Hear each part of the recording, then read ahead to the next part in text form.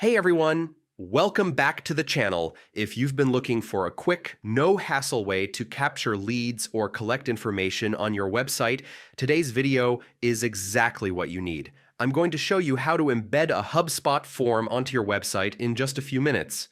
No advanced coding skills required. Stick with me till the end, and you'll have a live, fully functional form ready to go before you know it. Access your HubSpot account. First, head over to HubSpot and log in. You can use your regular HubSpot credentials or simply click Sign In with Google if that's more convenient. Once you're inside, you're ready to create your form. Navigate to the Forms tool. From the main dashboard, look at the top menu, hover over the Marketing tab, and in the drop-down menu, click on Forms.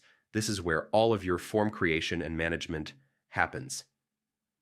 Create your form. Next, click the Create a Form button. HubSpot gives you two options. You can start with a ready-made template to save time or build one from scratch for a fully custom design. Choose the one that best fits your needs.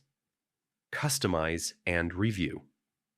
Now comes the fun part, customizing your form. Add the fields you need, like name, email, or any other details you want to collect.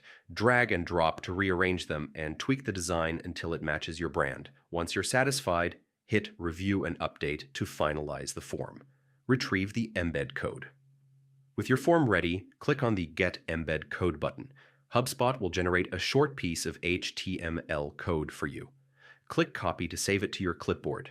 This is the magic key that will place the form directly on your site. Embed on your website. Finally, go to the backend or content management system, CMS, of your website. This might be WordPress, Squarespace, Shopify, or any platform you use.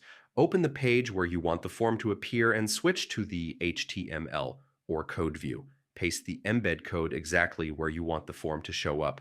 Save your changes and preview the page to make sure it looks perfect. And that's it. You've just embedded a HubSpot form on your website in a few simple steps.